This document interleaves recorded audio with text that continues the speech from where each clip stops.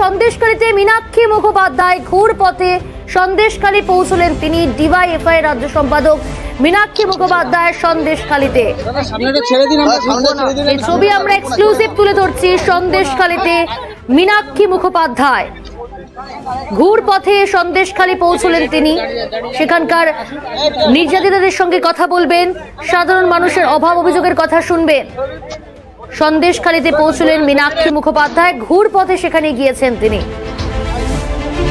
DYFI এর রাজ্য সম্পাদক মীনাক্ষী মুখোপাধ্যায়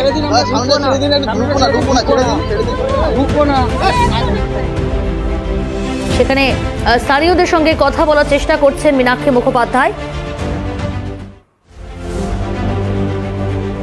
গতকালের বেরমজুরের ঘটনার পর আজ থমথমে রয়েছে সন্দেশখালী। তবে বেশ কিছু জায়গায় সকাল থেকে উত্তেজনার খবর সামনে আসছিল। তবে ঘুরপথে সন্দেশখালী পৌঁছলেন ডিওয়াইএফআই রাজ্য সম্পাদক মীনাক্ষী মুখোপাধ্যায়। সেখানে সাধারণ মানুষের সঙ্গে তিনি কথা বলবেন, স্থানীয়দের সঙ্গে কথা বলবেন, তাদের অভাব অভিযোগ শুনবেন এবং যারা নির্যাতিতা, যাদের উপর নির্যাতন চলেছে দিনের পর দিন, তাদের সঙ্গেও কথা বলবেন মীনাক্ষী মুখোপাধ্যায়। এক্সক্লুসিভ সেই ছবি আপনারা দেখতে পাচ্ছেন। সন্দেশখালীতে পৌঁছেছেন মীনাক্ষী মুখোপাধ্যায়।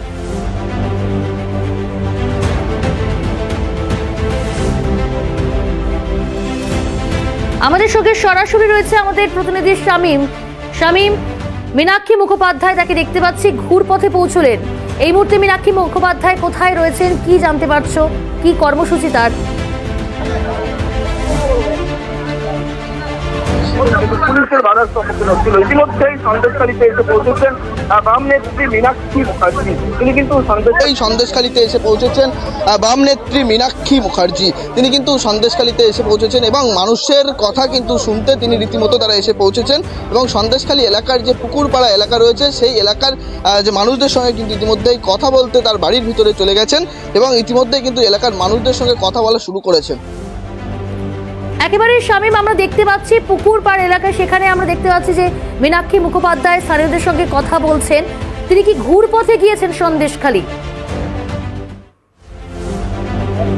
শামীম, ঠিক কোন পথে তিনি সন্দেশখালী পৌঁছলেন? কিন্তু জানা গেছিল যে একেবারেই তাই ধামাখালীতে কিন্তু পুলিশের তরফ থেকে কিন্তু ব্যারিকেড তৈরি করে রাখা হয়, কিন্তু মীনাক্ষী মুখার্জি তিনি কিন্তু একেবারেই নদীর ঘুর পথে কিন্তু এই সন্দেশখালী। বেশ, পরিস্থিতির উপর নজর রাখো। ধন্যবাদ শামীম। আমাদের সঙ্গে সরাসরি ছিল সন্দেশখালী থেকে আমাদের প্রতিনিধি শামীম মোল্লা।